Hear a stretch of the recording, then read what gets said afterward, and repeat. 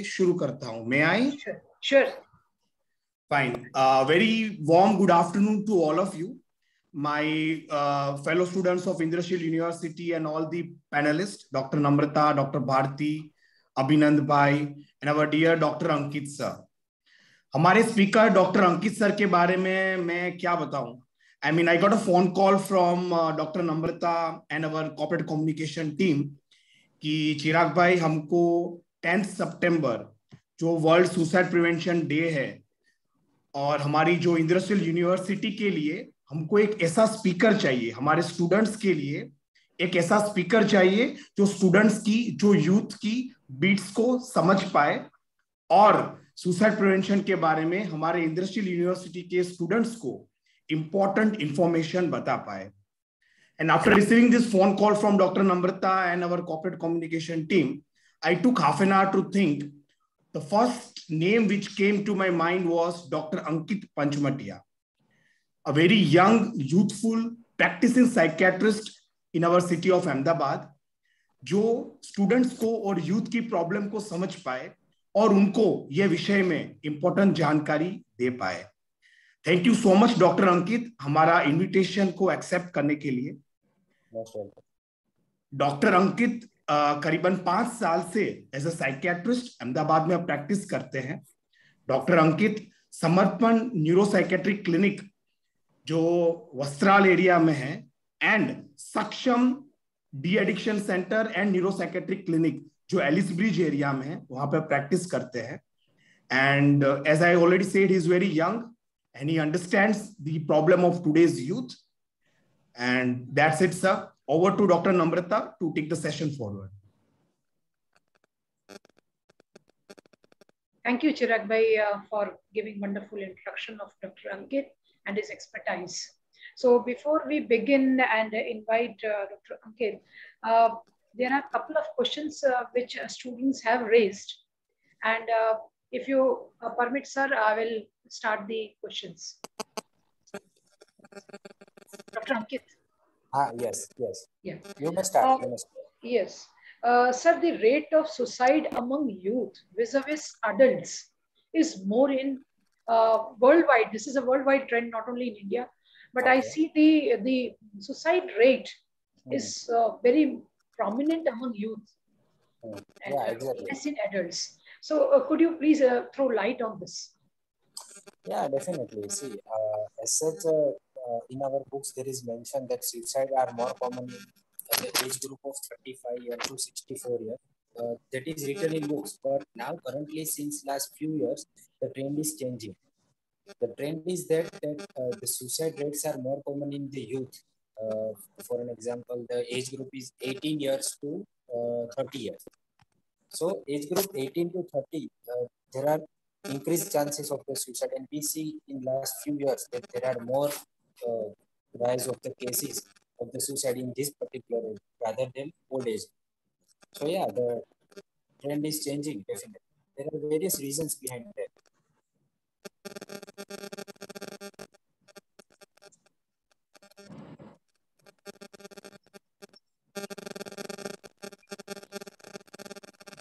Sir, we are not able to hear you. Not able to hear? Now it's okay, sir. Now it's okay? Yes, sir. Now it's okay. Should I repeat all that I said recently? Yeah, please. Okay.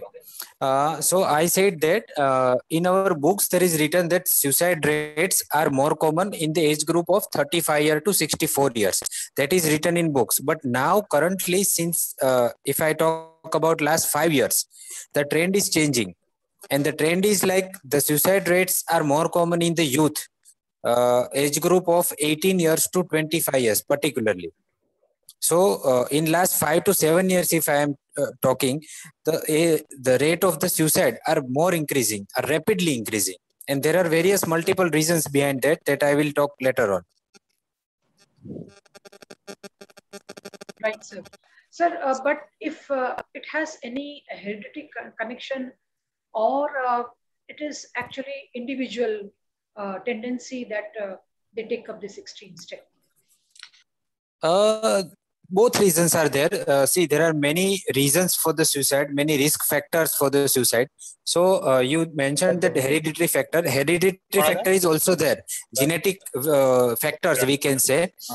So if there is a family history, in a family that someone died by the suicide, like father died by the suicide, so there is a high chance or high tendency in their son or daughter for that. So genetic factors, definitely hereditary factors play a role in that.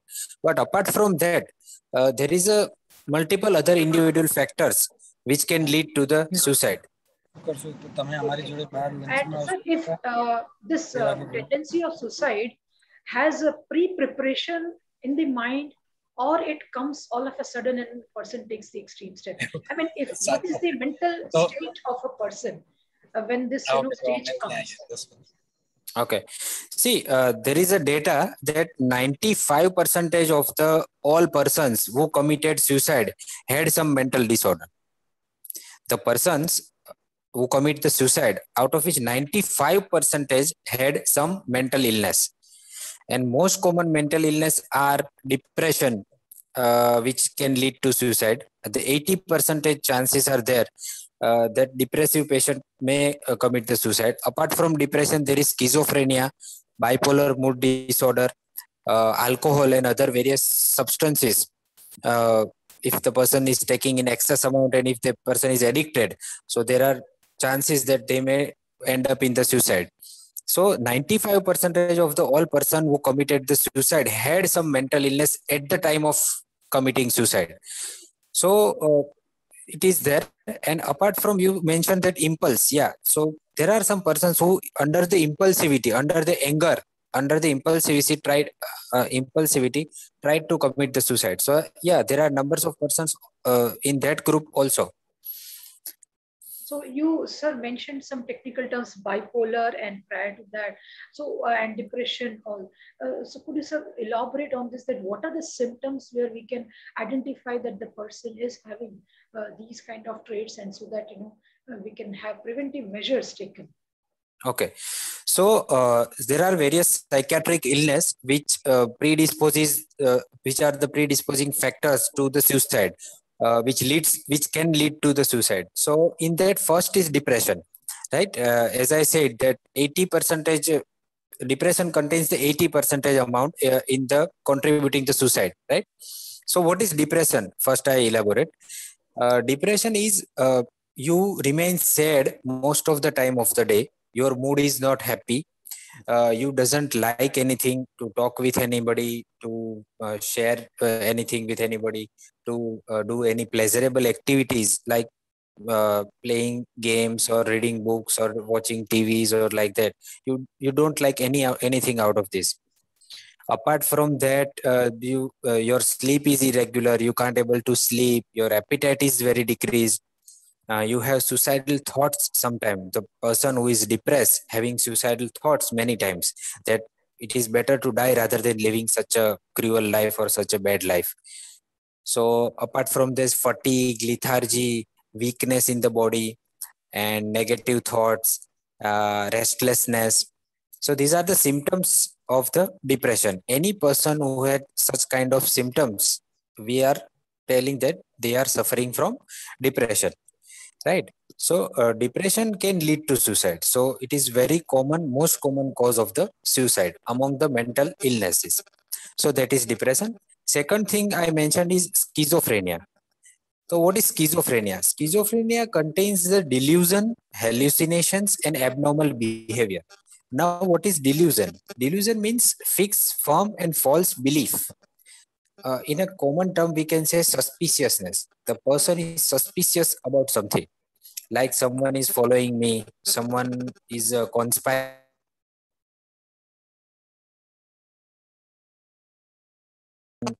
try to catch me, try to follow me, someone is behind me. Person thinks like that, and he is firm in that belief. Though we are knowing that it is not true, but person is definitely believing that there are some persons who are following me, there are some people who are chasing me.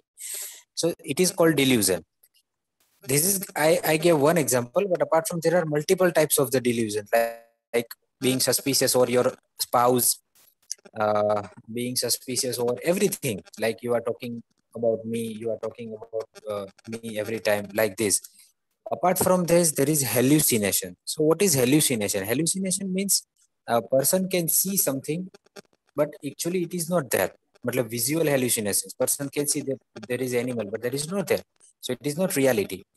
Apart from this, there is auditory hallucination. Matlab person can hear some voices which are actually not there.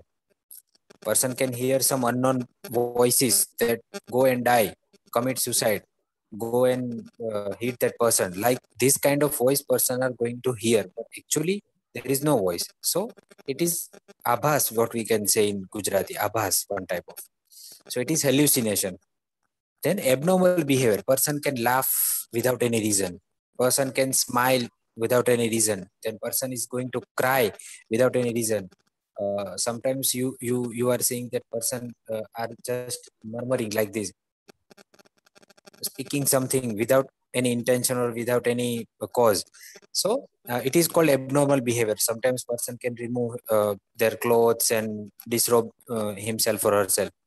Do not maintain their self-care properly. We can see there are multiple persons on the road, like vendors and or some beggars. So they may have some this kind of problem. So these are the symptoms of the schizophrenia. Schizophrenic persons also have suicidal thoughts. Not all the schizophrenic person, but yeah, 15-20% of the patient have suicidal thoughts. So we have to identify that and treat accordingly. So this is schizophrenia. Now, third illness I mentioned is bipolar mood disorder. Bipolar mood disorder also contributes 15-20% of the suicide. So what is bipolar mood disorder? Bipolar mood disorder has two different categories. One is bipolar mania and one is bipolar depression. Depression I already had mentioned. Now what is mania? Bipolar mania. Mania means person is over enthusiastic, person is hyperactive, person is talkative, more talkative than normal. Person have grandiose thoughts, matlab high talks that I am king or I am like I can do anything. The person feels that I am on the top of the world. So that kind of high talks. Then person is restless. Person is spending money over expenditure. We can say spending money in lakhs. Person can eat more than normal. Patient doesn't feel to sleep. He says that I am okay, I am not required to sleep. So hyperactivity and over enthusiasm, more than the enthusiasm that is required, more than that. So this is called mania. So mania also contribute in the suicide. So this is bipolar mania, and the depression I already mentioned, that is bipolar depression. There are two categories of the bipolar mood disorder. Apart from this, I mentioned that various substances, addictions like alcohol, cannabis in form of ganja, charas, weed, opioid like affine, doda, then syrup corex. Some people may take injectables. Some people may take sleeping pills in excess. So some people taking MD drug. We are nowadays reading the newspaper daily, and we are seeing that there are various substances person are taking. And हम everyday देखते हैं कि कभी police ने कहीं पे red लगाई और आईटी को जो नारकोटिक्स वाले जो है उन्होंने रेड लगाई और ड्रग्स पकड़ी गई. So the cases are increasing like anything. So the substances, when person take these substances in excess, they are addicted. So they doesn't aware, they don't in their consciousness, so they can do anything. So there are many patients I have seen who have committed suicide under the intoxication of such substances. When they take these substances in excess amount, they are not aware, they are not in a full consciousness, they don't know what they are going to do or what they are doing. So they committed the suicide in impulsivity under the intoxication of the substance. So the substance use disorder, what we can say, it is also one of the factor or one of the reasons in the suicide. Apart from there, there are less chances, but dementic patient, dementia, the patient, what is dementia? Dementia is basically loss of memory that we can see in old age group after 60 year of the age. Uh, the patient we can call dementia. So dementic patients sometimes due to forgetfulness, they don't know what they are doing, they forget, sometimes commit to suicide by mistake. So these are the various reasons, mental disorders, various depression, schizophrenia, bipolar mood disorder, various substance use disorder, addictions, and dementia. These are the various mental disorders responsible for committing the suicide. ये dementia जो आपने बात करी वो थोड़ा सा as वालों में है और वो परसेंटेज थोड़ा कम दिखता है कम है हाँ अनोइंगली करते हैं but do you think that if Covid has aggravated this tendency of taking or getting addicted to various kind of drugs as well the rate of suicide has also increased with the covid and sir बहुत difficult होता है पहचानना भी कभी कभी within family also they are staying with us and yet they take extreme step wherein everyone is baffled even among the friend circle that the person seems to be so normal and yes. Yet that person has taken because I came across one such case when I was with another institute and their 16 pf test was also conducted because we wanted to know that if students are extrovert or introvert, that students seem to be very extrovert and very quite normal, very diligent, very obedient. And once fine day we came to know that he has taken the extreme step. Now this is very difficult for us to identify the traits also, though you said all these traits, but sometimes without having these traits also and being very a diligent person also takes extreme strain. So how we can prevent this or identify at least this? Okay. See, first I'm going to talk about the COVID. You mentioned initially about COVID. COVID is since last approximately 1.5 years to 2 years. Today, in today's newspaper itself, there is a mention that in this COVID pandemic of last 1.5 years, there is a 20% rise in the suicide cases. So 20% rise. And if I'm talking about Ahmedabad only, there is a daily 2 suicide in Ahmedabad. Since last many years, average is daily 2 suicide in Ahmedabad. And in 2020, last year, there is the data says that 808 suicide in Ahmedabad only. And in 2021 till August, there are 6,087 deaths by suicide. So these are great rise, is exponentially rise we can see in the suicide rate, especially in COVID time. And what are the reasons behind that? Why in COVID time? Because in COVID pandemic, कई सारे लोगों की नौकरियां छूट गई, कई सारे लोगों के बिजनेसेस धंधे जो थे, जो लोग लेबर वर्क से स्पेशली बिलोंग करते हैं, उनका काफी लोगों की रोजी जो है वो चली गई. तो unemployment is the biggest cause in this pandemic. That person have no choice, no options. They thinks that they have no choice. Though it is not reality, but they thinks that we have no choice in life. We are going to die now. So unemployment is the biggest reason. So economical condition लोगों की बहुत खराब हो गई Covid times. और apart from that एक factor ये भी है कि कोविड के टाइम पे मोस्ट ऑफ द लोगों का वर्क फ्रॉम होम था, जिसका भी था वो वर्क फ्रॉम होम था. तो वर्क फ्रॉम होम की वजह से क्या था कि फैमिली क्वारल्स भी थोड़े बढ़े, क्योंकि लोग जो है पहले ऑफिस, मतलब जो जेंट्स जो लोग होते हैं मतलब वो पहले क्या है कि ऑफिस में जाते थे, पूरा दिन घर के बाहर रहते थे, अभी पूरा दिन घर पे रहते हैं वर्क फ्रॉम होम की वजह से. तो फैमिली क्वारल्स भी थोड़े डेफिनेटली बढ़े हुए हैं, बराबर. तो वो भी एक रीजन है कि उसकी वजह से भी फ्रस्ट्रेशन बढ़ता है, एंगर बढ़ता है और फिर डिप्रेशन आता है. और दूसरी एक मेन बात ये है कि साइकियाट्री में अभी भी स्टिग्मा बहुत है. स्टिग्मा मतलब क्या कि लोग शर्माते हैं डॉक्टर के पास जाने से, लोग डरते हैं कि लोग क्या बोलेंगे अगर किसी ने सोचा मेरे बारे में कि ये तो पागल है, ऐसा बोलते हैं लोग कि ये तो पागल है, पागल मैं थोड़ी पागल हूँ, मैं थोड़ी डॉक्टर को दिखाऊं. तो जो स्टिग्मा है तो बहुत है, अभी भी है कि लोग साइकेट्रिस्ट के पास जाने से डरते हैं, शर्माते हैं कि लोग क्या सोचेंगे, पड़ोसी क्या सोचेंगे, रिश्तेदार क्या सोचेंगे। इवन किसी आदमी को हुआ है तो वो भी ये सोचेगा कि मेरे मम्मी पापा क्या सोचेंगे मेरे बारे में, मैं पागल हूँ।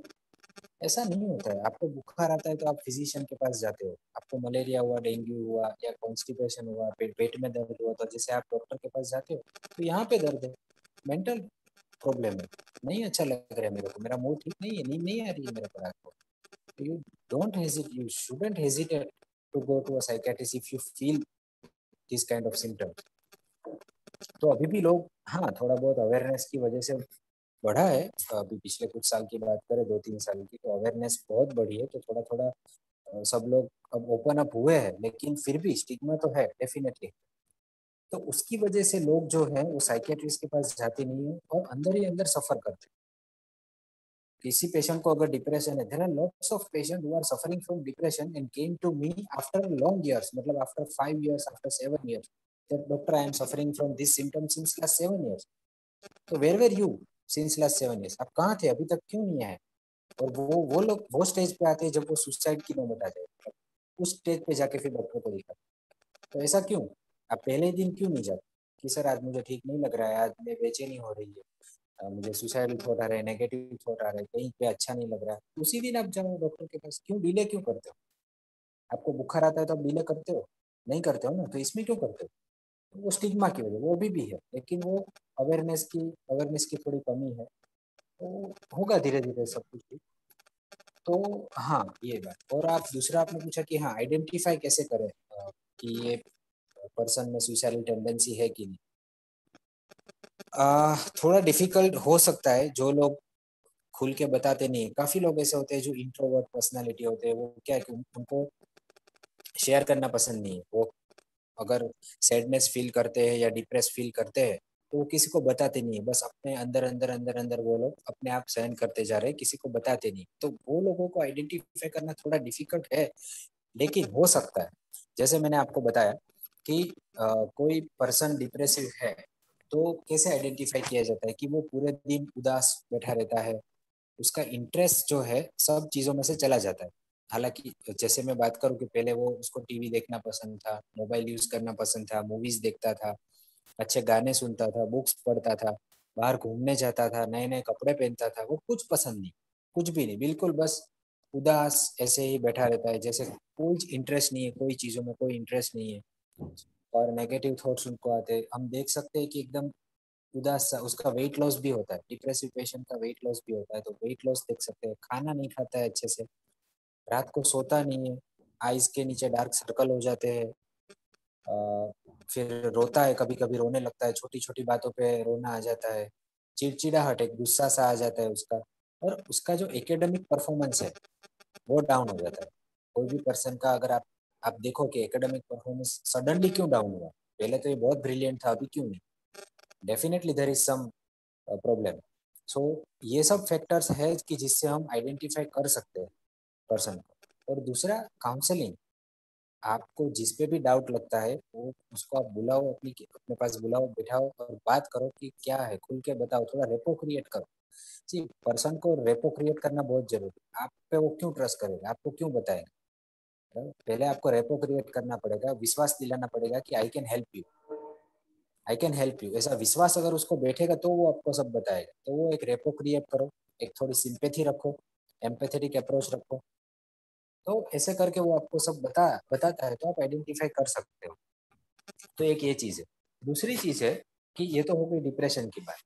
जैसे मैंने बताया कि स्किज़ोफ्रेनिक पर्सन है, तो अगर आप देख रहे हो कि कोई बंदा अकेला अकेला हंस रहा है या कोई ऐसी एबनॉर्मल मूवमेंट कर रहा है जो आपको लगे कि ये क्या कर रहा है, ये एबनॉर्मल है, कुछ सही नहीं है, अकेला अकेला रो रहा है या हंस रहा है बिना वजह, बड़बड़ा रहा है ऐसे ही, तो ऐसे स्किज़ोफ्रेनिक पेशेंट हो सकते हैं।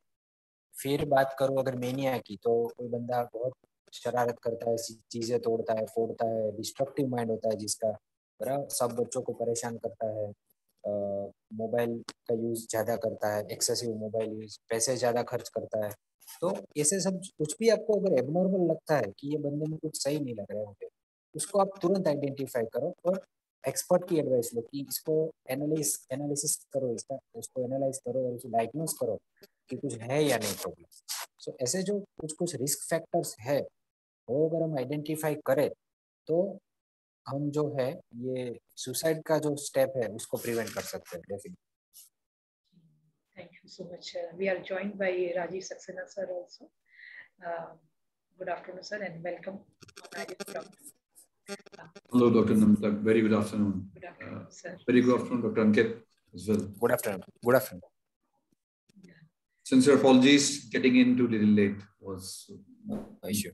Extended meeting going on, so was little delayed. So kindly ignore my this delay getting in.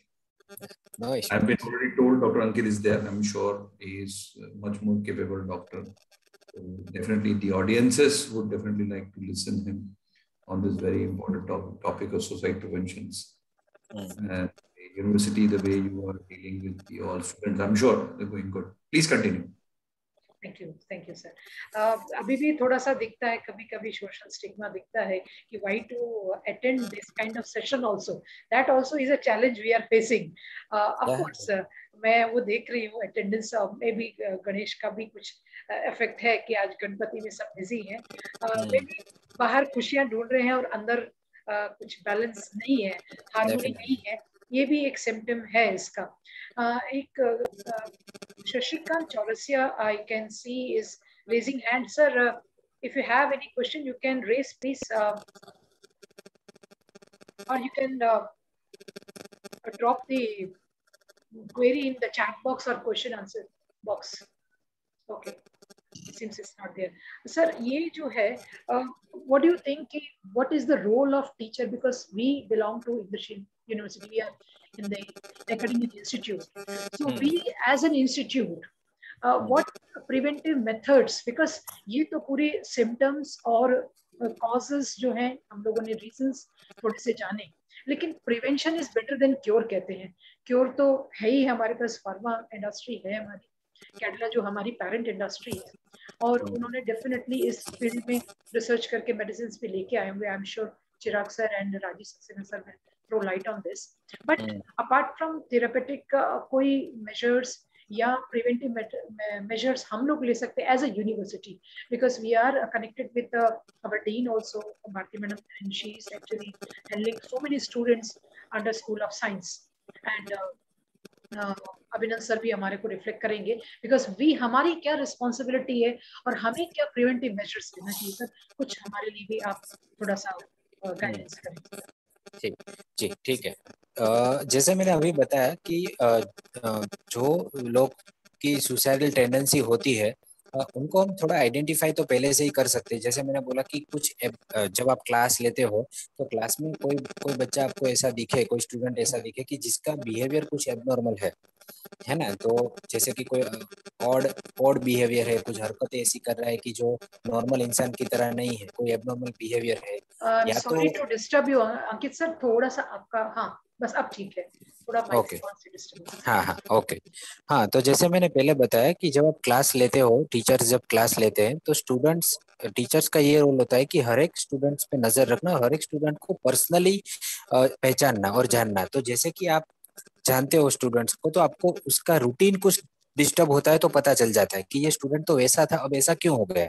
तो जब स्टूडेंट्स का रूटीन चेंज हो जाता है ना, जैसे मैंने पहले बोला कि वो पहले खुश था लेकिन अभी थोड़ा उदास रहता है, पहले उसका एकेडमिक परफॉर्मेंस बहुत अच्छा था लेकिन अभी उसके जो मार्क्स है, वो जो उसका परफॉर्मेंस है वो डिग्रेड होता जा रहा है. तो वो एक चीज है कि जिससे आप आइडेंटिफाई कर सकते हो कि ऐसा क्यों हो रहा है. या तो वो ज्यादा चिड़चिड़ा हो रहा है, सामने गुस्सा करता है, सामने बोलता है, उसका बिहेवियर किसी भी तरह से आपको अगर एबनॉर्मल दिखता है, ना ही सिर्फ टीचर्स के साथ but in between the students also, कि सर ये अगर स्टूडेंट्स भी कोई आपको बताता है कि सर इसका, फॉर एन एग्जांपल चिराग का बिहेवियर बहुत कुछ अलग लग रहा है, ज्यादा चिड़चिड़ा रहता है, गुस्सा बहुत करता है, सबको मारता है, तो ये जो बात है उससे आप आइडेंटिफाई कर सकते हो कि हाँ इसमें कुछ प्रॉब्लम है, डेफिनेटली कुछ प्रॉब्लम है. और फिर अगर आपको पता चलता है तो आप उसको थोड़ा एम्पैथेटिक अप्रोच रख के उसको बुला के उससे बात कर सकते हो, सब चीजें रेपो थोड़ा क्रिएट करके सारी चीजें जानने की कोशिश कर सकते हो कि ऐसा क्यों है, क्या उसकी फैमिली में कोई प्रॉब्लम चल रहा है. क्योंकि काफी सारे ऐसे केसेस है कि जिसके फैमिली में क्वारल्स होते हैं बिटवीन पेरेंट्स, सो अगर पेरेंट्स के बीच में कोरोल है तो उसकी डायरेक्ट जो इफेक्ट है मेंटल, वो चाइल्ड पे होती है, स्टूडेंट्स पे होती है। ऐसे काफी सारे केसेस हमने देखे हैं कि जो पेरेंट्स में जब डिवोर्स होता है या रिलेशनशिप इश्यूज होते हैं या कुछ भी होता है तो उसका सीधा मेंटल इफेक्ट चाइल्ड पे होता है। तो वो ऐसे केसेस भी हो सकते हैं। तो एक ये बात है। और दूसरा कोई जैसे कि अभी तो क्या है, कॉलेज में भी काफी सारे ऐसे स्टूडेंट्स हैं जो ड्रग्स लेते हैं।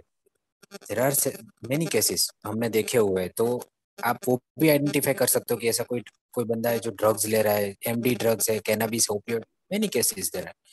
तो यूथ जो है ना, आज का यूथ, वो ये गलत रास्ते पे चढ़ चुका है। तो काफी सारे ऐसे केसेस है कि वो सब्सटेंस लेते हैं which also can lead to the suicide as I mentioned earlier. तो एक ये फैक्टर भी है। और दूसरा, अगर आपको पता चलता है कि ये बच्चे में कुछ प्रॉब्लम है तो फिर आप उसको थोड़ा अलग से अटेंशन दे सकते हो, थोड़ा अलग से उसको टीचिंग देना, अलग से उसको बिठाना, उस पर वॉच रखना, क्लोज वॉच रखना कि कहीं वो कुछ कर ना दे। ठीक है, शार्प ऑब्जेक्ट को दूर रखना उससे, हाइट वाली जगह पे उसको थोड़ा प्रिवेंट करना जाने के लिए। तो अगर वैसा आइडेंटिफाई बच्चा होता है तो उसको आप ऐसे अलग से थोड़ा उस पर वॉच रख सकते हो। तो ऐसे फैक्टर्स होते हैं कि जो आपको थोड़ा ध्यान में, मतलब विजिलेंट रहना चाहिए इसके बारे में। और विजिलेंट रहोगे तो you can identify this kind of thing. And हाँ, दूसरी बात ये है कि पेरेंट्स के साथ थोड़ा एक कम्युनिकेशन होना चाहिए, जो भी स्टूडेंट्स है उसके पेरेंट्स के साथ, कि आपको घर पे इसका बिहेवियर कैसा लगता है।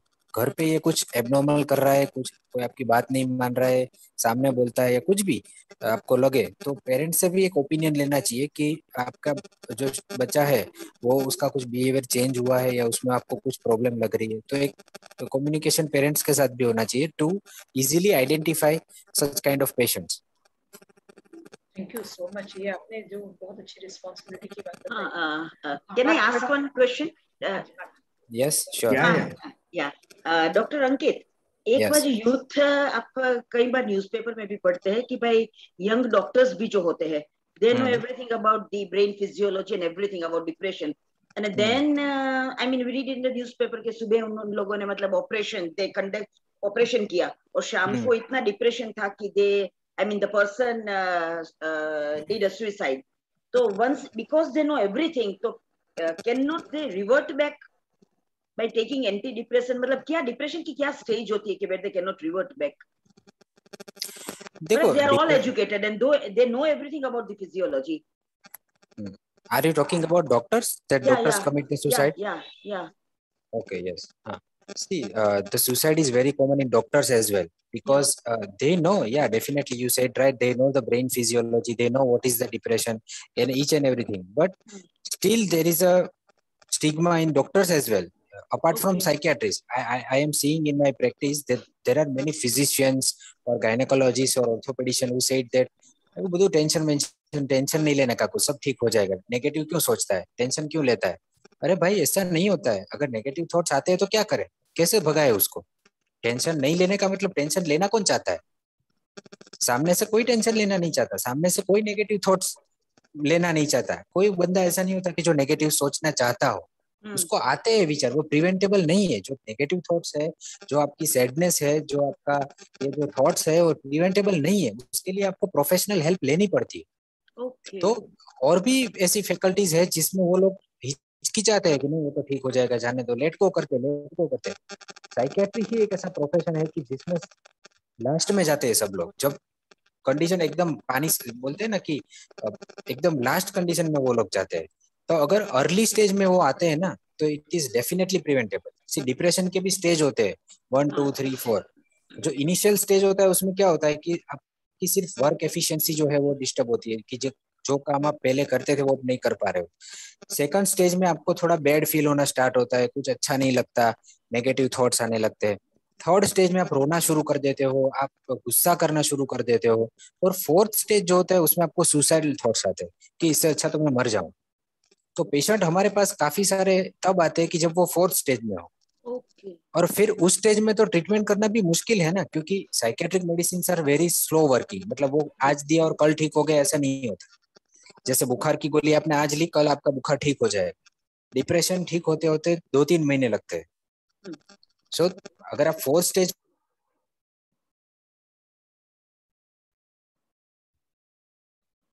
seems there is some net issues with the. तो या डॉक्टर अंकित, आप फोर्थ स्टेज के बारे में बात कर रहे थे, फोर्थ स्टेज। हाँ, तो मैं ये बोल रहा हूँ कि अगर फोर्थ स्टेज में पेशेंट आता है अपने पास, तो उस टाइम पे तो फिर क्या है कि अगर हम मेडिसिन स्टार्ट भी करते हैं तो उसको इफेक्ट आते आते 15-20 दिन लगते हैं, तो उतना टाइम तो लगेगा ही ना।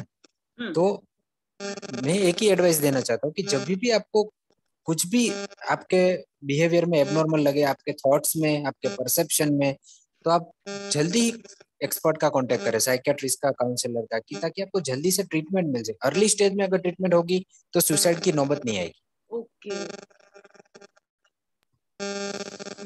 Thank you. डॉक्टर अंकित, हमने बहुत बार ये सुना है कि असफलता और सुसाइड का बहुत गहरा संबंध है, बट जब हम देखते हैं, when we were reading Deepika Padukone's article in the year 2014-2015, she was under depression and she had these thoughts of suicide and all. और जब हम उस दीपिका पादुकोणे का कैरियर ग्राफ देखते हैं 2014-15 में, तो she was at the peak. She had Happy New Year as the movie. She was जिंदगी ना, ये जवानी है दीवानी, which were blockbuster movies. She was very successful, but still in 2015 she had depression and suicidal thoughts. तो क्या performance success ही suicidal thoughts के साथ relation है, और it can be other way around also? Very good question. ये बात पे मैं डेफिनेटली एक हाईलाइट देना चाहूंगा। देखो, हमारे जो लोग नॉर्मल जो लोग है ना, जो ले पीपल जिसको हम बोलते हैं, कॉमन पीपल है, वो लोगों का थिंकिंग ऐसा होता है कि किसी बंदे को डिप्रेशन हुआ तो उसके पीछे डेफिनेटली कोई वजह है। मतलब काफी लोग पूछते हैं कि किस बात का डिप्रेशन, क्यों डिप्रेशन आया? तेरी लाइफ में तो सब कुछ ठीक चल रहा है, पैसा है, घर अच्छा है, फैमिली अच्छा है, जॉब अच्छी है, फिर किस बात का डिप्रेशन? ये कॉमन क्वेश्चन है लोगों का, ठीक है। तो हमको सेलिब्रिटी में भी यही क्वेश्चन होता है कि इसके पास तो करोड़ों रुपए है, इतना स्टेटस है, इतना ग्राफ अच्छा है, जो सब कुछ अच्छा है, हेल्थ अच्छी है, फिर किस चीज का डिप्रेशन आता है? सेलिब्रिटी को किस चीज का डिप्रेशन? उनके पास तो सब कुछ है, बराबर। This is the very common question in the common people's mind. अब मैं ये बताना चाहूंगा कि जो डिप्रेशन है उसकी वजह सिर्फ टेंशन या सिर्फ चिंता या सिर्फ पर्सनल लाइफ में कोई प्रॉब्लम, ये नहीं होता है। डिप्रेशन की बायोलॉजिकल वजह भी होती है। What is biological depression?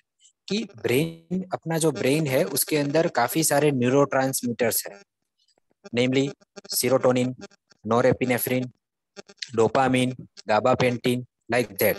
तो ये सब जो न्यूरोट्रांसमीटर्स है, जब उसका डिप्लेशन होता है या कुछ न्यूरोट्रांसमीटर बढ़ जाते हैं, मतलब इम्बेलेंस होता है, कॉमन लैंग्वेज में हम उसको केमिकल इम्बेलेंस कहते हैं, केमिकल लोचा। तो जब केमिकल इम्बेलेंस होता है तब भी डिप्रेशन होता है। और डिप्रेशन का मोस्ट कॉमन वजह यही है कि biochemical imbalance in the brain, this serotonin depletion, norepinephrine depletion, dopamine depletion, this is the reason for the depression.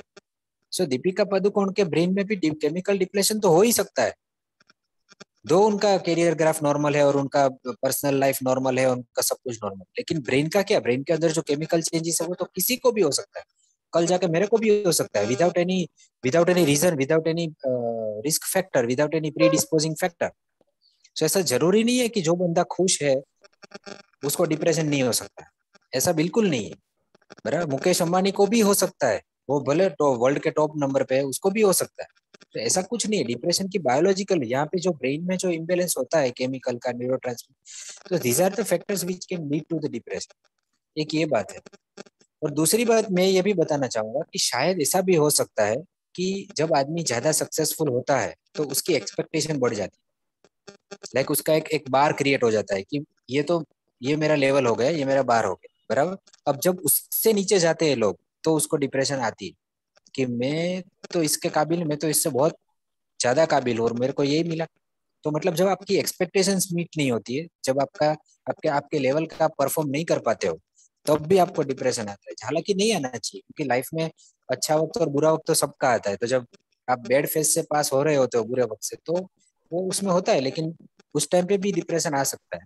तो एक ये भी वजह है, लेकिन जो मैंने पहले बताई बायोलॉजिकल वाली, वो ज्यादा इफेक्टिव, और वो that is the main reason. It is natural also. Very, very important.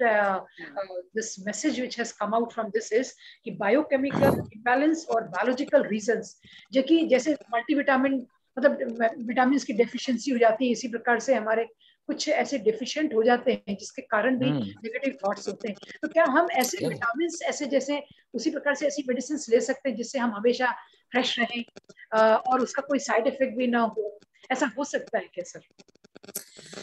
देखो, फिजिकल हेल्थ और मेंटल हेल्थ दोनों एक दूसरे से कनेक्टेड है. अगर आप फिजिकली फिट हो ना, तो आपको मेंटली इल होने के चांस कम हो जाते. मैं ऐसा बोलूंगा, प्रिवेंट नहीं कर सकते लेकिन कम हो जाते हैं.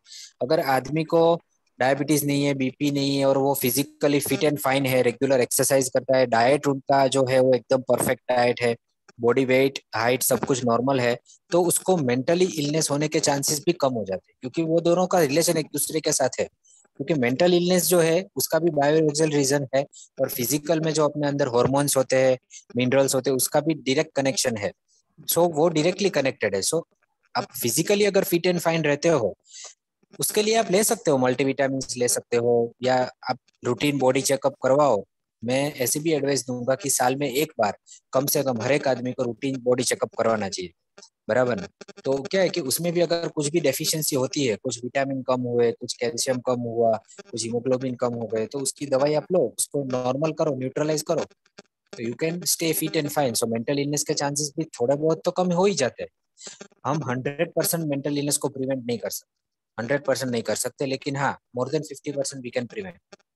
सो नाइस. एक क्वेश्चन स्टूडेंट का है, Luv Desai, he is from BTech semester 7, chemical engineering student है. Sir, how one can fight his way through the tough time without feeling depressed और एग्जॉस्टेड? कोई ऐसी मेडिसिन, कोई ऐसा जादू है जिससे कि मतलब टफ टाइम में बिना नेगेटिव थॉट के हो सके? देखो, उसके लिए तो एक बात है कि जैसे मैंने अभी बोला कि हर एक की लाइफ में सुख और दुख तो आते रहते हैं, अच्छा फेज बुरा फेज आता रहता है. तो कोई भी बंदा ऐसा नहीं हो सकता कि जिसके लाइफ में अभी तक सारी खुशियां ही आई हो, पूरा गुड फेज चल रहा हो, कभी बुरा दिन आए, ऐसा हो ही नहीं सकता. वेदर स्टूडेंट हो या कोई भी डॉक्टर हो, प्रोफेशनल टीचर हो, या कोई भी बंदा हो, हर एक की लाइफ में खराब फेज तो आता ही है, बुरा फेज तो आता ही है.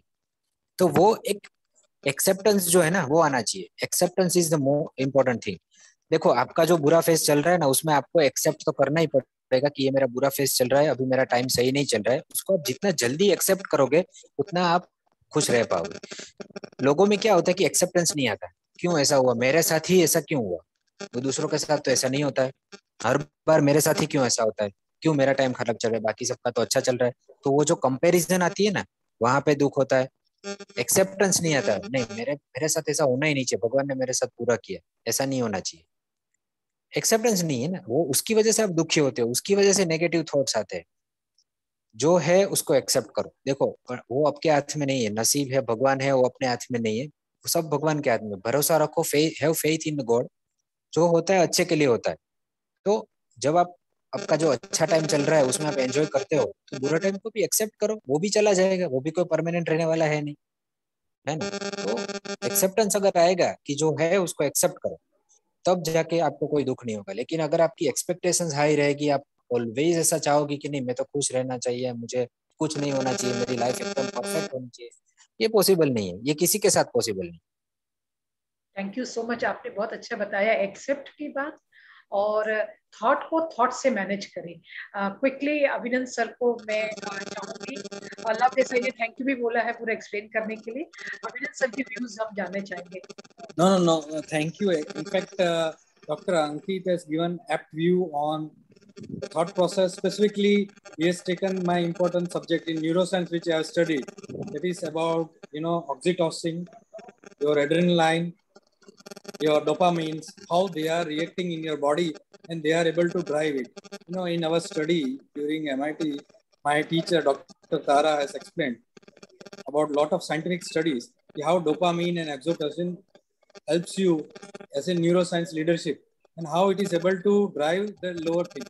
कि आप देखोगे कि जो चिंपांजी का ग्रुप चिंपांजी है, वो ज्यादा गुस्सा करता है तो नीचे के लेवल पे पूरा उसका इफेक्ट आता है.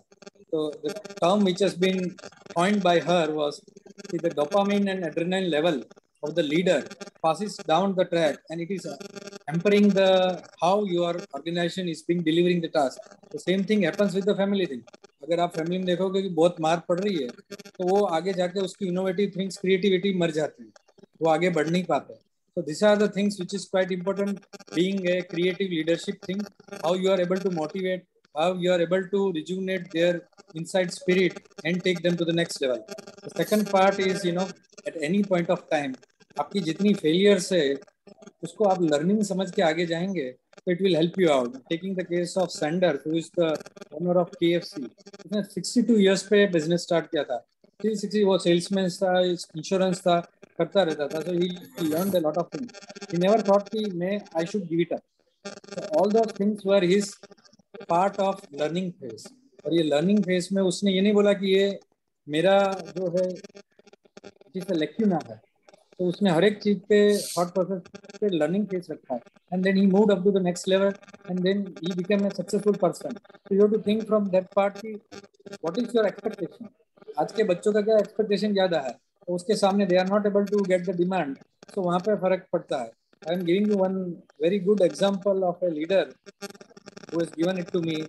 कि happiness index कैसा है कि एक रोड पे बैठा हुआ जो बंदा है वो दोपहर को आराम से 2 घंटे सो जाता है, उसका हैप्पीनेस इंडेक्स, क्योंकि उसको रोटी मिल गई, चावल मिल गया, and he is able to sleep well, उसका एक्सपेक्टेशन लेवल वहाँ है, and they are able to live happily 70-80 years तक है.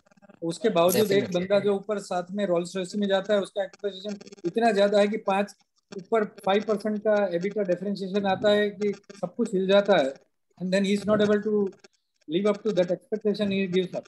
तो आपके लाइफ में गीता का एक प्रवचन है कि आपको ये जो मनुष्य का जो अवतार मिला है वो कितने योनियों के बाद मिला है, तो you enjoy it thoroughly.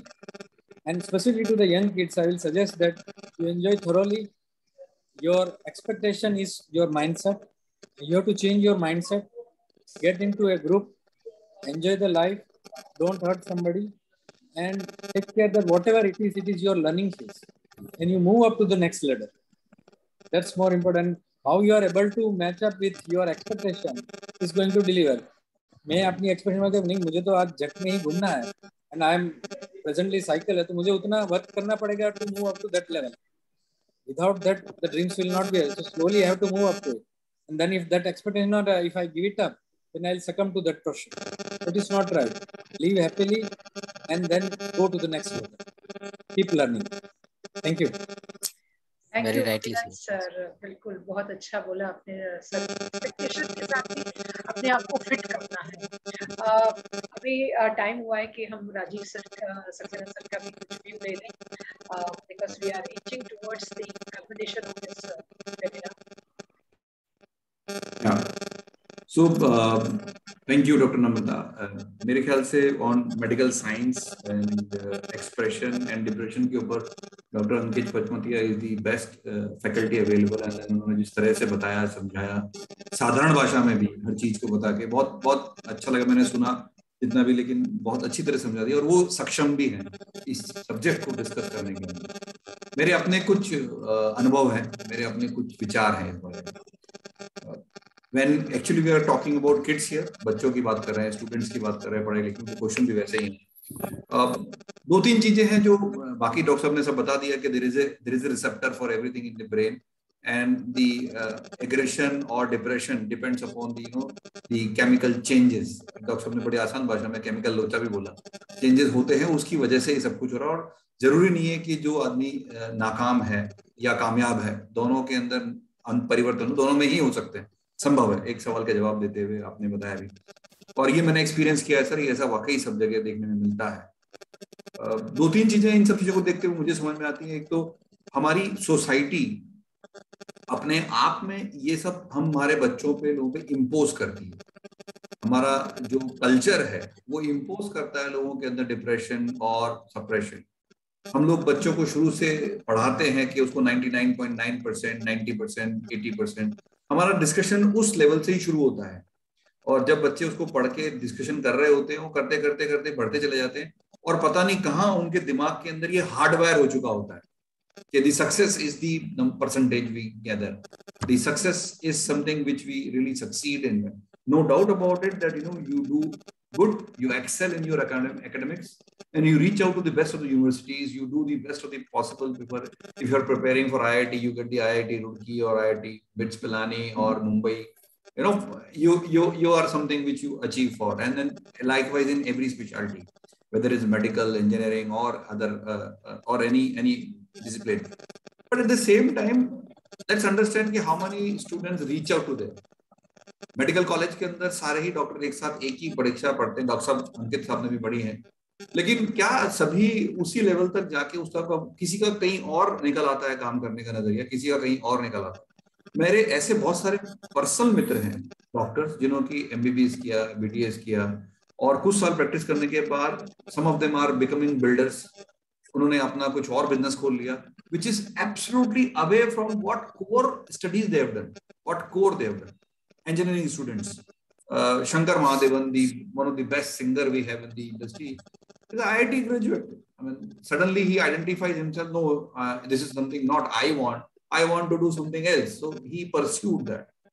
Javagal Srinath, again IIT engineer, bowler in Indian cricket team. तो ऐसे बहुत सारे एग्जाम्पल हमारे बीच में मौजूद हैं, और ऐसे बहुत सारे लोग हैं जिन्होंने शायद कम पढ़ाई की होगी, लेकिन वो भी बहुत हद तक जा चुके, बिजनेसमैन बने हैं. धीरूभाई अंबानी साहब अपने आप में एक बहुत बड़ा एग्जाम्पल है. अंबानी फैमिली अपने आप में, ऐसे बहुत सारे एग्जाम्पल है. तो ये और डिप्रेशन किसी को भी हो सकता है. मैं जब एक इंटरव्यू देख रहा था श्री अमिताभ बच्चन साहब का, तो मुझे जब समझ में आया कि जो पहली बार वो इंटरव्यू देने गए थे रेडियो के ऊपर, रिजेक्ट हो गए थे सिर्फ उनकी आवाज की वजह से, और ये कई जगह आया है. अब ये वो सोच के वो डिप्रेशन में जा सकते थे, क्योंकि वो एक ऐसे परिवार से आते हैं जहाँ पे मतलब सभ्यता, गायकी, उनके पिताजी श्री अवनीश राय बच्चन, तेजी बच्चन साहब बहुत अच्छे साहित्यकार, रचनाकार रहे हैं. और ऐसे में अगर किसी को रिजेक्शन मिलता है पहली बार के अंदर, तो डिप्रेशन होना जायज है. लेकिन वहां से उभर के वापस आना और एक अपना मकाम बनाना. सेम इंसान अमिताभ बच्चन, एक समय था जब बिल्कुल शायद बैंकरप्ट हो गए थे. उनकी अपनी एक स्टोरी है, काफी व्हाट्सएप पे प्रोफाइल घूमती रहती है कि धीरूभाई अंबानी के किसी फंक्शन में बोल रहे थे कि मैं चला गया था, खत्म हो गया था. धीरूभाई अंबानी साहब ने उनको पैसा भी ऑफर किया, लेकिन उन्होंने लिया नहीं. लेकिन फिर उसने अपनी मेहनत से वापस उससे निकल के बाहर आए, और आज फिर जहां जिस मकान में एक अपने आप में आइकॉन बने हुए. हम सबको इससे, बच्चों को स्पेशली, प्रेरणा लेने की बहुत सख्त जरूरत है. साथ ही साथ पारिवारिक रूप से मुझे, मेरे जैसे लोग, अगर मेरे बच्चे हैं, हमारे सब लोगों के बच्चे हैं, तो हम सबको भी समाज के अंदर एक परिवर्तन लाने की जरूरत तो है. ये दोनों तरफ से होना जरूरी है, बच्चों की तरफ से भी और बड़ों की तरफ से भी, कि हमारा कल्चर, हमारा जो बात करने का तरीका है, हमारा जो अपब्रिंगिंग का तरीका है, उसको भी थोड़ा सा बदलाव की जरूरत है. कि हम उसको सिखाएं कि हारने का मतलब हमेशा हारना ही नहीं होगा. आप किसी से अगर डिफीट खाइए, हार खाइए, तो वो भी आपको कुछ ना कुछ सिखा के जा रहा है. हाँ, उसकी लर्निंग क्या मैं अप्लाई कर सकता हूँ, उससे जिंदगी खत्म नहीं हो जाती. मैं क्या उसकी लर्निंग अप्लाई कर सकता हूँ? अगर मैं एक एग्जांपल दूं जो कि बहुत ही ज्वलंत अहमदाबाद का एग्जांपल है, शेल्बी हॉस्पिटल के ओनर्स, एक बार एक टाइम था शायद शेयर मार्केट के अंदर काफी कुछ पैसा उसका गया भी था, and then I think he was about to give up life, but then he changed the thought process, everything, and then suddenly now see we have a multi chain of hospitals and the most successful doctor ही है. तो doctors की बात हो रही थी कि doctor suicide कर लेते, ऐसा सब जगह संभव है. लेकिन हाँ, परिवर्तन सोच का, विचारों का, उन सब लोगों को वो एक माहौल प्रदान करने का, वो एनवायरनमेंट देने का, वो जरूरी है. शायद हमारी जिम्मेदारी बनती है. ये चीज मेरे दिमाग में हमेशा रहती है कि ये जिम्मेदारी हम सब लोगों को उठानी चाहिए, बच्चों को भी और बड़ों को भी. डॉक्टर्स तो अपना काम कर ही रहे हैं, डॉक्टर काउंसलिंग करते हैं, ट्रीटमेंट दे रहे हैं. फार्मास्यूटिकल कंपनी, हमारी जैसी कंपनी केरला दवा बना रही है, बेच रही है. हम देना चाहते हैं, ठीक करना चाहते हैं, चाहे वो सस्ता बेचे या और भी कम करके दे, जितना भी. लेकिन उसके साथ साथ में ये जो काउंसलिंग है बहुत जरूरी है. पिछले कुछ दिनों में हम लोगों ने केरला से काफी एनजीओस को जोड़ा है, जिनके साथ हमने काफी सारे प्रोग्राम किए. काफी एनजीओ जुड़कर आए हैं और इस बारे में हमने डिस्कशन की है. और वो एनजीओ का एक अपने आप में बहुत सारे एग्जांपल निकल के आते हैं. हमने बहुत सारे एनजीओ को बहुत सारे डॉक्टर के साथ जोड़ने का प्रयत्न किया है कि वो पेशेंट जब वहाँ आते हैं, जिनकी वो काउंसलिंग करते हैं, तो वो सही डॉक्टर को और एनजीओ को सही आपस में सामंजस्य राह दिखा पाए. एक बड़ा अच्छा रोल प्ले कर रहे हैं वो. तो हमें ऐसे एनजीओ के साथ भी जुड़ना बहुत जरूरी है, क्योंकि सार्वजनिक रूप से ये भी काम कर सकते हैं. इस तरह के बहुत से एनजीओ जो हमारे साथ जुड़े हुए हैं, चिराग के पास बहुत सारी लिस्ट है, वो आप तक पहुंचा सकते हैं. आई एम श्योर डॉक्टर अंकित के पास भी ऐसे बहुत सारे लोग होंगे जिनके एनजीओ जुड़े हुए होंगे, जिनसे काम करते हैं. हम बहुत एक्टिवली केरला में ये काम कर रहे हैं. इस तरह का प्रोत्साहन एनजीओस को भी दे रहे हैं और उनके थ्रू पेशेंट्स को भी, and then we recommend those NGOs and patient to doctors also, you know, right time पे राइट ट्रीटमेंट और राइट गाइडेंस भी मिले। खाली दवा खाने से इंसान ठीक नहीं हो पाता है, डॉक्टर साहब ने भी कई बार बोला, लेकिन दवा के साथ साथ जब हम इन एनजीओस के साथ इनकी काउंसलिंग कर लेते हैं पूरी तरह, एक अपने आप में एक माहौल बदल जाता है, उसका सोचने का तरीका बदल जाता है। जरूरत है उस माहौल पे किसी आदमी को साथ में खड़े होने की और सोच बदलवाने की। करता तो आदमी है खुद ही है, सेल्फ ही है, पर हाँ ये एक साधन बन जाता है, ये बहुत जरूरी है। तीसरी वजह हमारी एक्सपेक्टेशन, सेल्फ एक्सपेक्टेशन। कल एक प्रोग्राम हमने एनजीओ के साथ ही रखा हुआ था कि इमोशनल डिसबैलेंस विमेन के अंदर होता है, और उस emotional violence in the women is a big subject today. Because of that, these women also goes, even girl or a working woman goes into depression, or housewife goes into depression because of the emotional violence of different types. तो इस जगह भी emotional security की बहुत सख्त जरूरत है। Doctors जो दवा दे रहे हैं, गाइडेंस दे रहे हैं, उसके साथ में पारिवारिक लोगों को, सामाजिक लोगों को उस इमोशनल बैलेंस बनाने की जरूरत। Emotional insecurity is also a major concern of getting people into this suicidal thought process. और इतना कॉमन हो गया आज की तारीख में, अखबार निकालेंगे तो आपको ज्यादातर न्यूज वही दिखती है, न्यूज चैनल खोलेंगे तो ज्यादातर न्यूज ये दिखती है, rape, emotional violence, I mean all negative news होती है। तो उस नेगेटिव से पॉजिटिव आने के लिए हमारे को कुछ प्रयत्न तो करना पड़ेगा। परिवार में कर लेंगे तो अच्छा है, नहीं तो मैंने देखा लोग बाबाओं की तरफ चले जाते हैं और वो अलग अलग क्षेत्रों में जाके वो लोग उनको इतना मिसगाइड करते हैं, वहां पे दुनिया भर की वो ड्रग्स वगैरह भस्म मिला के पिलाते हैं, लोग अनकॉन्शियस रहते हैं, उनको पता ही नहीं था वो कौन सी दुनिया में लीन है, लेकिन वो ढूंढते हैं सहारा कि शायद यहाँ मिल जाएगा वो। आई एम श्योर डॉक्टर अंकित के पास ऐसे बहुत सारे पेशेंट्स भी होंगे और शायद वो इस पर प्रकाश भी डालना चाहेंगे कि हाँ इसमें कितना गलत है, वो भभूत के नाम पे लोगों को कितना परेशान भी कर दिया जाता है। और हमने बहुत सारी चीजें देखी भी है, बहुत सारे बाबा जेल में भी बंद हैं आज की तारीख में, जिनकी वजह से ये सब चीजें। तो भ्रमित ना हो, स्टूडेंट से मेरा रिक्वेस्ट है, भ्रमित बिल्कुल ना हो। आपके अंदर सब कुछ है, आपके अंदर ही है, आपके आसपास ही है। एक right consultation, right doctor right time पे, और किसी के प्रति आपका समर्पण आपको ये याद दिलाएगा कि आपको क्या करना चाहिए, नहीं करना, उस पर जरूर ध्यान दें। ये सबसे ज्यादा जरूरी। आपके टीचर्स, नमिता जी हैं, आपके टीचर्स, आज तो हर कॉलेज के अंदर, यूनिवर्सिटी के अंदर काउंसलिंग सेंटर बने हुए हैं, आप अच्छे बात करते हैं, आप अच्छा मार्गदर्शन करते हैं बच्चों का, अगर वो भी उससे बात कर पाएंगे तो मेरे ख्याल से अपने इसके सोल्यूशन निकाले जा सकते हैं बहुत अच्छे तरीके से। ये मेरे अपने विचार हैं। डॉक्टर अंकित इस पे कुछ कहना चाहें तो मोस्ट वेलकम सर। जी बिल्कुल। मैं एक, ये आपने जो फेथ हीलिंग की बात निकाली उस पर थोड़ा बोलना चाहूंगा। जो बाबाओं की आपने बात निकाली, मेरे पास पहले इन जनरल में बता दूं कि काफी सारे ऐसे पेशेंट्स हैं जो सबसे पहले अगर कुछ भी तकलीफ हुई तो बाबा के पास जाते हैं। जो बुआ होते हैं, बाबा होते हैं, फेथ हीलर्स जिसको बोलते हैं, उसके पास जाते हैं। और स्पेशली रूरल पब्लिक, जो विलेज के लोग हैं, गाँव के लोग हैं, वो लोगों को साइकियाट्रिस्ट क्या है पता ही नहीं पहले तो, बराबर, उन लोगों को पता ही नहीं है। तो कुछ भी हुआ, अगर मानसिक तकलीफ कोई भी हुई, तो वो लोग उसको बोलते हैं कि ये बड़गाड़ है, किसी ने कुछ करवा दिया है, किसी का साया है, या किसी कुंडाड़े में पग आ गया है चार रास्ते में। ऐसा सब सोच के वो लोग बाबा के पास जाते हैं, बुआ के पास जाते हैं। फिर वहां पे भी पैसा बहुत खर्च करते हैं, बहुत पैसा खर्च करते हैं, वो लोग भी बहुत पैसा लेते हैं और पेशेंट को बिगाड़ते हैं। मतलब कुछ करते तो है नहीं, दवाई तो वो लोग कर नहीं सकते, कुछ पाउडर देंगे, कुछ वो कुछ देंगे, कुछ लगाएंगे यहाँ पे करके पेशेंट को मारते भी है। काफी बार हमने देखा है कि पेशेंट को वो लोग डाम देते, इसको बोलते डाम देते हैं, गर्म करके वो टच करते हैं पेशेंट को, तो मारते भी है पेशेंट को। क्रुअल्टी बहुत होती है, तो केस बिगाड़ देते हैं पूरा। अल्टीमेटली क्या होता है कि डिसीज प्रोग्रेस होते होते फिर आखिर तो डॉक्टर के पास जाना ही पड़ता है, आखिर तो साइकियाट्रिस्ट के पास जाना ही पड़ता है, क्योंकि मेंटल इलनेस जो है दवाई के बिना कभी ठीक नहीं हो सकती, ट्रीटमेंट के बिना उसका कोई इलाज है ही नहीं, ट्रीटमेंट तो करवानी पड़ेगी। तो अल्टीमेटली फिर वो हमारे पास जब लास्ट स्टेज में लाते हैं तब हमको ट्रीटमेंट करनी पड़ती है। तो ये बहुत ही मतलब चेंज होना चाहिए, ऐसा एक माहौल क्रिएट हुआ है। और मैं कल का ही एग्जांपल दूं तो कल ही मेरे हॉस्पिटल में एक पेशेंट आया था जिसकी डिलीवरी हुई थी 8 दिन पहले, और डिलीवरी के बाद सडनली वो पेशेंट का, वो फीमेल का बिहेवियर एकदम चेंज हो गया। She was psychotic, schizophrenic patient थी। तो उसका बिहेवियर जो स्किजोफ्रेनिया डेवलप हुआ वो प्रेगनेंसी के बाद हुआ, डिलीवरी के बाद। तो उसका बिहेवियर एकदम चेंज हो गया। और वो लोग रूरल से बिलोंग करते थे, तो वो लोग एज यूजुअल, जैसे मैंने बोला कि बुआ के पास लेके गए किसी, कि इसको क्या हुआ है, देखो आप क्यों ऐसा कर रही है, रात को सोती नहीं है, धमाल करती है, मारती है, गालियां बोलती है, ऐसा क्यों करती है। तो वो पेशेंट को वो भुआ जो था, जो बाबा था, उसने मारा, उसको लिटरली मारा, और यहाँ पे इतना बड़ा सूजन आ गया उसको, इतना मारा कि यहाँ पे इतना बड़ा सूजन आ गया गाल पे, और उसको गरम तवे से उसको टच किया, यहाँ पे गरम तवा, गरम जो होता है उसके टच किया यहाँ। इतनी क्रुअल्टी पेशेंट के साथ होती है कि हमको दुख होता है कि यार क्यों ऐसा, जब हमको मालूम है कि यार ये तो ट्रीटेबल कंडीशन है, 5 दिन में तो पेशेंट ठीक हो जाएगा, हमको पता है। फिर कल वो पेशेंट को एडमिट किया और उसकी ट्रीटमेंट चालू हुई, और पेशेंट 1 दिन में बहुत अच्छा फील कर रहा है। तो क्यों, मैंने समझाया उसके जो रिलेटिव्स थे उसको कि ऐसा क्यों करते हो आप, पता नहीं चलता है कि ये मेंटल इलनेस है, डॉक्टर के पास लेके जाओ यार।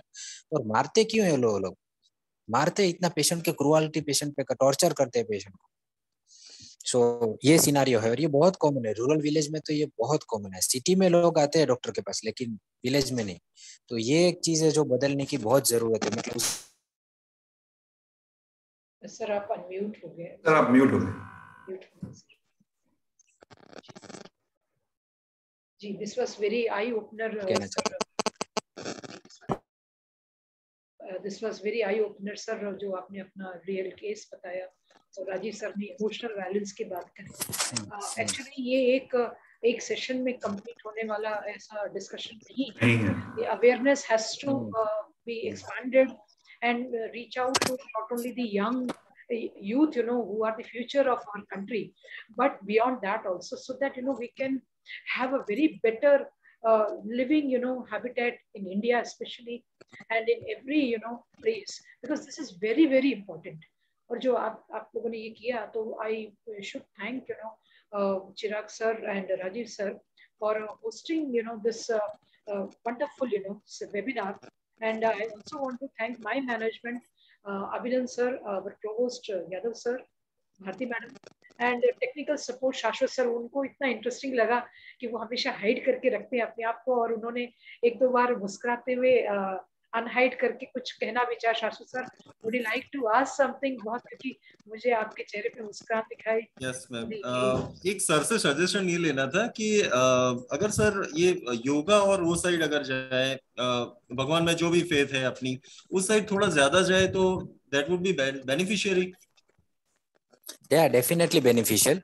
देखो, जो पेशेंट्स हमारे पास आते हैं उनको हम बताते हैं कि सिर्फ मेडिसिन से ही क्योर नहीं हो सकता। मेडिसिन के साथ साथ में थोड़ा मेडिटेशन, जिसको आपने बोला कि योगा, प्राणायाम, मेडिटेशन, डीप ब्रीथिंग एक्सरसाइज, वो सब भी फायदा हो सकता है। वो सब एड ऑन है, मतलब उससे थोड़ा बहुत फायदा हो सकता है। योगा करो, मेडिटेशन करो, शांति से बैठो थोड़ी देर, डीप ब्रीथिंग एक्सरसाइज करो, तो उससे मन थोड़ा शांत रहता है, मेंटल पीस मिलती है, उससे डेफिनेटली मिलती है। क्योर नहीं हो सकता, कोई भी बीमारी ठीक नहीं हो सकती, लेकिन फायदा जरूर मिलता है, राहत जरूर मिलती है, आपको थोड़ा अच्छा फील होता है। तो वो सब भी साइड में करना चाहिए, add on you can use. और फेथ इन गॉड जो भी है, कि जो भी है वो तो उसके हाथ में ही है अल्टीमेटली, तो वो फेथ कितनी रहेगी इसमें हेल्पफुल? एक स्टडी में ऐसा बताया गया था कि जो लोग स्पिरिचुअल होते हैं उसमें मेंटल इलनेस थोड़ी कम होती है। एक स्टडी में ऐसा था। तो हाँ, डेफिनेटली फेथ इन गॉड तो रखना ही चाहिए, वो तो कोई, उसमें तो कोई डाउट ही नहीं होती, इज बियॉन्ड डाउट। तो हाँ, उससे थोड़ा, अगर आप ज्यादा स्पिरिचुअल हो तो हो सकता है, चांसेस है कि थोड़ा बहुत नेगेटिव थॉट्स और ये सब से आप थोड़ा, जो नेगेटिव वाइब्स होते हैं आपके आसपास, उससे आप थोड़ा दूर रहो। अपना एक मानना है जो मैंने अपने एक्सपीरियंस से सीखा है डॉक्टर साहब, स्पिरिचुअलिज्म, योगा, मेडिटेशन या व्रत रखना। हम लोग कई समय व्रत रखते हैं, शिवरात्रि, जन्माष्टमी या कुछ ऐसे त्योहार होते हैं, कोई मंडे का व्रत रखता है। सर ऐसा देखा गया है, और ये मेरा समझ कहती है कि ये सब चीजें हमें अनुशासन सिखाती हैं, ये सब चीजें हमारा पेशेंस डेवलप करती हैं। मतलब अगर मैंने व्रत रखा कि मैं आज दिन भर खाना नहीं खाऊंगा, तो ये मेरा एक पेशेंस डेवलप कर रहा है। मुझे भूख लग रही है, लेकिन अंदर से मेरा दिल कहता है, मेरा दिमाग कहता है कि नहीं, मुझे खाना नहीं है। तो ये आपके दिमाग को मजबूत करता है। जब आप योगा करते हैं, it helps you keep relax, cool, काम and dedicate yourself towards something. That something is the God we worship. Nobody have seen the God, but we worship that God. That develops within that faith is actually trust, and that trust is within. That मैं ये कर सकता हूँ या कर सकती हूँ, और वो जो ट्रस्ट है वो नेगेटिविटी से आदमी को पॉजिटिव की तरफ ले जाना शुरू करता है। द सीक्रेट एक बहुत अच्छी बुक है, उस पर मूवीज भी बहुत बनी है, बहुत लोगों ने पढ़ी होंगी, नहीं है तो आई ऑलवेज रेकमेंड एवरीवन। उस सीक्रेट मूवी या बुक का पहला प्रिंसिपल एक ही है, art of attraction, power of positivity. तो law of attraction is you attract negativity, you get into negatives, you attract positivity, you get into positives. तो ये जो योगा है, ये जो मेडिटेशन है, ये बिल्कुल मूलभूत रूप से हमारे को सक्षम बनाता है किसी भी विपत्ति या दुविधा से अपने आप को झेलने के लिए, तैयार करने के लिए। झेलना तो पड़ेगा ही, लेकिन आप कितने तैयार होकर झेलेंगे उससे शायद डैमेज कम होगा। डॉक्टर साहब, ये मेरा अपना मानना है। नहीं, सही बात, एग्री विथ यू, सही बात। डॉक्टर अंकित, बहुत बहुत आपके थैंक्स कि आपने आज के दिन जो गणेश चतुर्थी का दिन है और संवत्सरी भी है, तो इसमें जो राजीव सक्सेना सर ने बोला कि क्लींजिंग भी होती है। बेसिकली आप जो डिसिप्लिन की बात करें व्रत और इनसे, तो एक इंटरनल क्लींजिंग भी होती है और मेंटल क्लींजिंग भी होती है, जो थॉट्स को पूरा यहाँ से ड्रेन आउट कर देता है, नेगेटिव थॉट्स जो हार्मफुल थॉट्स हैं और हार्मफुल जो हमारे बॉडी में केमिकल्स रहते हैं। तो काफी ये बहुत अच्छा आज संयोग था कि हमारे साथ फार्मा इंडस्ट्री भी थी, डॉक्टर भी थे और एकेडमिशियंस भी थे। तो सबका एक बहुत सुंदर एक त्रिवेणी संगम हुआ और दिन भी बहुत अच्छा था। सो आई एम वेरी थैंकफुल कि ये सेशन इतना अच्छा था कि हम लोगों को काफी क्लैरिटी भी आई कि हमेशा कुछ एक्सटर्नल फैक्टर्स भी होते हैं, कुछ इंटरनल फैक्टर्स भी होते हैं इस रीजन के लिए, but always there is a solution, whether it is pharma or whether it is doctors or whether it is counselors, a solution जरूर है इसका. So it is not an illness which should be shied upon. Chirag sir ने बहुत अच्छा comment किया कि stigma नहीं होना चाहिए कि मेंटल इलनेस को जो है उसमें शाय करें और उससे ऊपर उठना चाहिए. सो गच्छामि दुक्खम जो है वो भी एक ऐसा ही एक प्रोसेस है, क्लिंजिंग प्रोसेस है कि अगर आपने कुछ गलत किया तो आपको वो नहीं करे, आपको हॉन्ट ना करे, आपको वो बार बार रिपीट ना करवाए, तो आपको एक थैंक्स मतलब देता है, आपको अपने अंदर कोई, आप खुद भी माफ करते हो अपने आप को, दूसरों को भी माफ करते हो, तो आपकी मेंटल बैलेंस बहुत अच्छा हो जाता है. So over to Chirag Mehta for wrapping up. Yeah, thank you so much, Dr. Ankit, Dr. Namrata ji, on behalf of entire Industrial University, which is our sister organization for Cadila Pharma. Thank you so much. Chirag doctor साहब कुछ कहना चाहते हैं? Yes sir. हाँ, एक one last message I want to give to all the students of the Industrial University, basically on the day of this World Suicide Prevention Day. Can I? Sure sir, please. हाँ, देखो हमारा जो topic था वो basically आज suicide in youth था, तो मेरा एक मैसेज सब स्टूडेंट्स को ये है कि आप अपनी लाइफ में कभी भी नेगेटिव फील करते हो, बैड फील करते हो, कुछ अच्छा नहीं लग रहा है आपको, या ऐसा कुछ लग रहा है कि जो गलत हो रहा है, वेदर इन एनी डायमेंशंस, मतलब अगर स्टडी में आप को तकलीफ है या फिर पर्सनल लाइफ में रिलेशनशिप इश्यूज में कोई प्रॉब्लम है, आजकल हम देख रहे हैं कि काफी सारे अफेयर्स और ब्रेकअप्स ये सब होता रहता है, या तो घर में कोई प्रॉब्लम है या इकोनॉमिकल कंडीशन, किसी भी वजह से अगर आप डिप्रेस हो या आपको सुसाइडल थॉट्स आते हैं, बुरा फील करते, hesitate to go to the psychiatrist. आप कभी भी हेजिटेट मत करो, एडवाइस लो. यू आर नॉट अलोन, एक ही बात बोलना चाहते हो, you are not alone, there are many people to help you. तो कभी भी सुसाइड करने की तो सोचो ही मत, वो थॉट्स तो कभी भी आने ही नहीं चाहिए. अगर आते हैं तो go to the expert, take the help of the psychiatrist, but never ever commit the suicide and never ever do that crime. It is a crime. and उससे आप तो छूट गए, लेकिन आपके पीछे जो लोग हैं, जो आपको लव करते हैं, जो आपके फैमिली है, वो लोग पूरी लाइफ सफर करेंगे. आप तो निकल गए, लेकिन आपके पीछे जो आपको चाहने वाले लोग हैं वो पूरी लाइफ सफर करेंगे. और suicide is not the solution. Your every problem has a solution. दुनिया में ऐसी कोई चीज नहीं है, ऐसा कोई प्रॉब्लम नहीं है कि जिसका सॉल्यूशन ना हो, होता ही है. सो अगर कुछ भी सुसाइडल थॉट्स कभी भी आपके दिमाग में आते हैं, स्टूडेंट्स को ये बताना चाहूंगा कि कभी भी ऐसा थॉट्स आते हैं या बैड फील करते हो, तो एक्सपर्ट की एडवाइस लो. हेल्प करने के लिए रेडी, हम लोग हेल्प करने के लिए बैठे हैं, हेल्प करने के लिए ही यहाँ पे है, और पूरी मैटर कॉन्फिडेंशियल रहेगी. सो ऐसा कोई भी चिंता करने की जरूरत नहीं. तो बस यही मेरा एक message. Thank you so much sir, thank you so much from industrial university. Doctor Ankit, सारे ऑडियंस के बेनिफिट के लिए हम आपका Samarpan clinic as well as Saksham clinic का एड्रेस एज वेल एज आपका टाइमिंग शेयर करेंगे. उससे पहले हम रिक्वेस्ट करते हैं कि for the benefit of all, like where you sit, where you practice, आप सारे ऑडियंस के लिए बताएंगे डॉक्टर अंकित? जी हाँ, sure. Yeah, sure. I am practicing psychiatry since last 5 years, and I have 2 clinics, one at the Vastral area and one at the Paladi.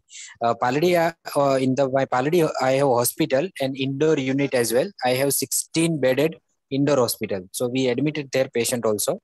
So I am working full time as a private psychiatrist. Thank you, sir. Thank you. Rajiv Saxena, sir, आप just final wrap up from your.